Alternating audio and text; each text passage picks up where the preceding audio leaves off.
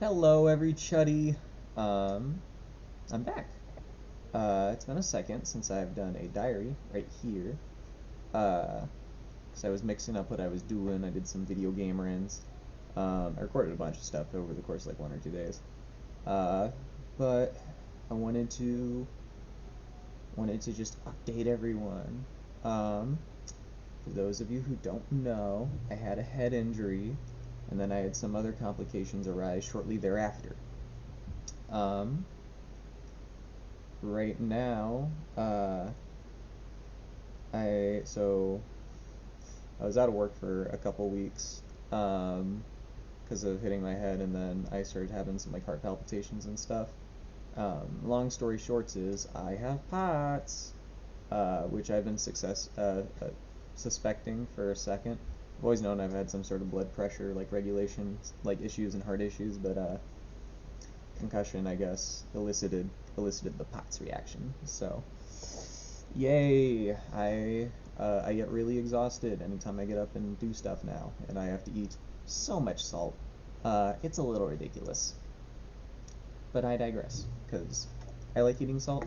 Beforehand, I was concerned that I was having too much salt, and now my doctor says I have to drink Gatorade and stuff, at least once a day. She wants me drinking like a 32-ounce one.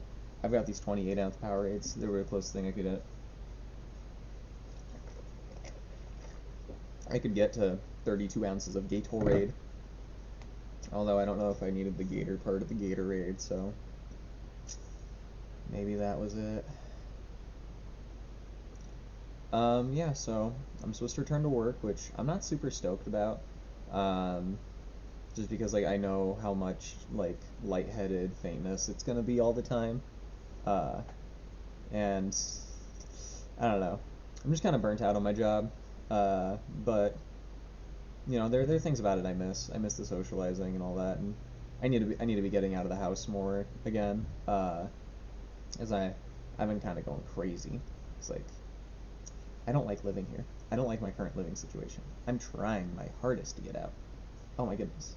Uh, while I've been recovering from my concussion and getting diagnosed with POTS and dealing with all that, during all that, I've been buying a house, and it has been taking so long. There's so many phone calls, so many strangers I have to talk to. I'm out like hundreds of dollars already, and I haven't even bought anything. Um, apparently, I have to pay $600 to get a guy to look at the house and say it's in good condition. I'm surprised that whatever. And then the bank, I have to pay however much to get it appraised to see if it's worth how much I'm actually paying for it. So that's kind of stupid. Uh, the bank and the seller and me don't come to an agreement. I lose like $500 I gave to a title company. It's all bonkers, really. And my hairline is bothering me. It's doing this sort of like chuddy thing, like it should be for like a bowl cut, but instead it's all my long ass hair. Maybe it's because I brushed it yesterday before my shower, and then I got a little sweaty, and then I haven't brushed it since. It's like clumps together, it gets kind of curly. It's not super tangly though. Like even like the knots in it, they come loose very easily. Whatever, it's just my vanity. It's just my vanity and my greed, because I'm a little character. But yeah, buying a house in 2026 is so fucking stressful. The housing market is so volatile that literally, like, between me talking to my financier, like, over the last, like, 2 days, the interest rates, like, they went up. Like, I think it was 0.175%, which isn't a lot, like if you just say that, but then 0.175% of a compounding number out of $150,000 for example, it's a lot of money, and so that's kind of crazy. And so we had to lock in that new rate, and I don't know. I'm nervous just because, personally speaking, I wanted to wait until what should we call him? I'll call him the man behind the laughter because he's the orange guy. Uh, I was waiting for the man behind the laughter, the one who he doesn't love he doesn't love stuffing kids in suits. He loves wearing suits while he stuffs kids. Jesus. a certain gentleman of a very high rank and prestige. I was waiting for him to die because he's in very poor health and he's very old, and he makes a lot of decisions that affect me in my personal life and the thousands of other people that are also struggling to buy a home. And so, in earnest, I was going to wait for that gentleman to die before trying to pursue buying a home. But due to my parents not wanting me around, I need to get out of here faster because I only got a year before they kicked me out. But I mean, allegedly, will give me back this year's rent, like, or however many, like, between my birthday of this year and my birthday of next year, all the rent I pay, they'll allegedly give back to me if I move out before then. If not, my dad's just gonna keep it. But if I move out before then, I get it back, and I could use that for like the down payment on my house. So not a terrible deal, not bad. Art of the deal. But I don't think the man behind the lauder, I don't I don't think he's gonna cease soon enough, you know. So I had to get ahead of it, and personally, I feel very underprepared and like unready to buy a home. But I'm hoping that my health can persist just a little longer, so I can lock in and make some money at my job. Because I've got some other medical issues in the pots stirring up. I've got something going on with my thyroid, but until I get more blood testing done, they can't do anything about it and they won't know anything about it. But I have a very severe avoidance of needles. This is gonna be so fucking dramatic. So I had to get a blood test done somewhat recently. I had to get my blood drawn because they were checking with all the pots and all that for my vitamins. So when they checked it, said that my calcium was kind of high and my potassium was pretty low. And this can be attributed to the fact that I consume a lot of milk, and people with POTS have a low potassium balance, which seems very realistic. But I was also informed that that specific imbalance can also be caused by thyroid issues, and I have a family history of very strong thyroid issues, so could be that. But the dumb bumblefucks didn't test for my thyroid when they did the first blood draw, and so they want a new one. And so I said no because I couldn't bring myself to do it. And Danny was kind of upset, but God, this is kind of embarrassing to admit. I had to like give her like the keys to my gun locks like the night before the blood draw because I was probably gonna kill myself to avoid going and getting my blood drawn.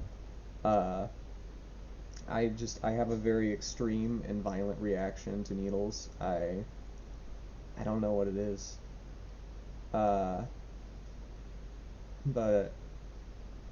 that was like one of the closer brushes I've had with like suicidal actions. I mean, I identified it early enough because I was making plans, and I identified that I was making plans, and so I should do things to circumvent that. So I went and I got my keys, and I gave them to Danny, and they're still hidden. I don't need them right now, because I'm not going to go take it out to the shooting range or anything soon, but, I don't know. I just don't have them. I don't need them, because I'm not getting blood drawn, but at some point in the future, I do need to get it done, you know, to check for like cancer and all that. It's just making me nervous and self-conscious, you know. I don't know. I'm pretty upset about the whole thing. I literally came to terms with the fact that like it would be easier to die of like thyroid cancer than it would be to just go get the blood drawn again. I don't know. There's just something about it just gets all of my like mental crazy going, and I kind of slip into psychosis even. I don't really know how to describe it other than that. Yeah. Sorry, this one's like extra somber. I'm not like trying to do like a pity party here. I'm just trying to express myself. Um, I said, look at me being a dumb little bastard, stuttering again. Like I said, I'm not so worried about the POTS and stuff. I'm kind of panicked about the thyroid. I'm more worried about having to get blood drawn in the future. Might talk to, so I have a follow-up with my doctor in 3 months. Might talk to her about seeing if I can get like sedated or something, or just like take sedatives before getting my blood drawn so that way I'm not conscious for it. It's so extreme. When I had my blood drawn by the young lady at the hospital, she was so kind, so sweet, so relaxing, so calming.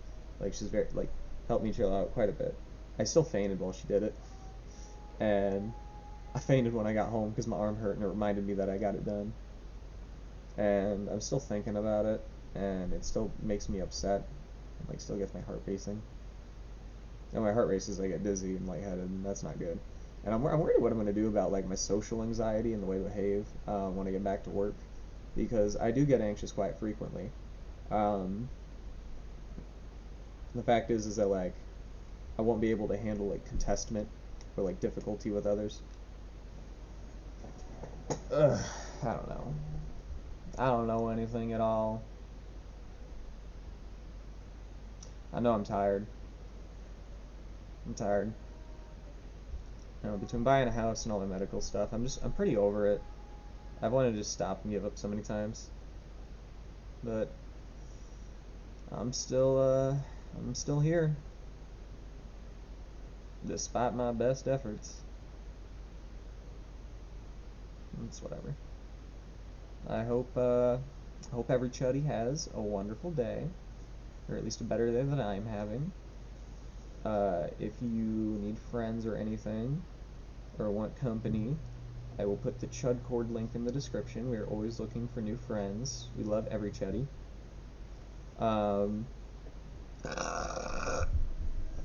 Yeah. I don't know. Like I said, just hope you enjoy your time.